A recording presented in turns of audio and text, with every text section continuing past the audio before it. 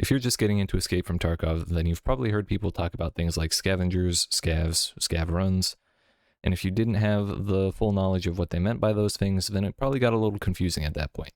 So in this video, we're going to answer the question of what is a scav? The first answer to this question comes from the lore of the game. For those that don't know, the basic premise is that these two private military companies, USEC and Bear, have descended upon this city of Tarkov, somewhere in Eastern Europe or Russia or something, and basically made it hell. They were fighting over who knows what, but to the people who live there, it doesn't really matter. Their lives are hell all the same. So the scavengers are the people who did live here before the contract wars started, and to some degree, they're also mercenaries who kind of dropped out of the contract wars, had enough, and just kind of wanted to stop. But they're still stuck in the war zone, so, you know, they're scavengers all the same. So basically, they're just trying to do their best to survive. And as you can see from this map, it's a pretty big city. So there's a ton of people, which kind of explains why scavs are so ubiquitous throughout the game, and they never seem to stop showing up no matter how many quests we do to kill a bunch of them. So that basically explains the lore. As far as gameplay is concerned, there are two roles for them to fill. First, they serve as AI targets to fight that are easier to find and deal with than player targets. The AIs generally have set spawn locations and pathing, and they have random loot. Usually it's not good gear, so they're pretty easy to take down even if you don't have great ammo in your gun. And they have a chance to have basically anything in the game. It's not often that you get something really good from them, but there's a non-zero chance that you get like something worth tons and tons and tons of rubles. So anytime you do manage to kill one, it is a good idea to loot it if you find the time and circumstances to. The other gameplay role that they fulfill is for players. If you stay in a raid long enough, then not every scav on the map will be an AI scav. Starting about halfway through the raid, players can spawn into the raid as scavs.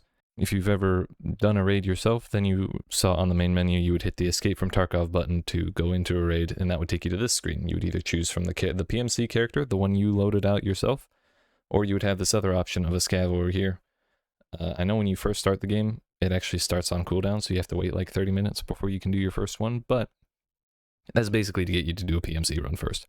And that's because scav runs are drastically different than PMC runs. They're far less stressful, because the game kind of gives you like a random loadout of usually pretty bad gear, and maybe a little bit of loot when you spawn in, and basically tells you to go find what you want and then get out, and anything you survive with you can give to your PMC character.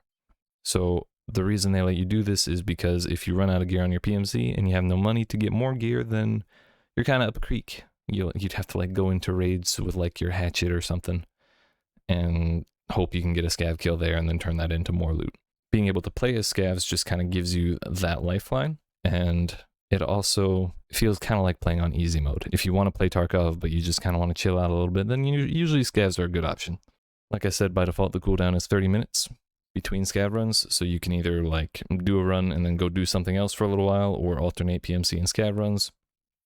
There are ways to reduce the cooldown kind of later in the game, so you can end up doing them more often, but it does take a while to get up to that point. So yeah, that's kind of a quick explanation of how scavs work, both for AI and for players.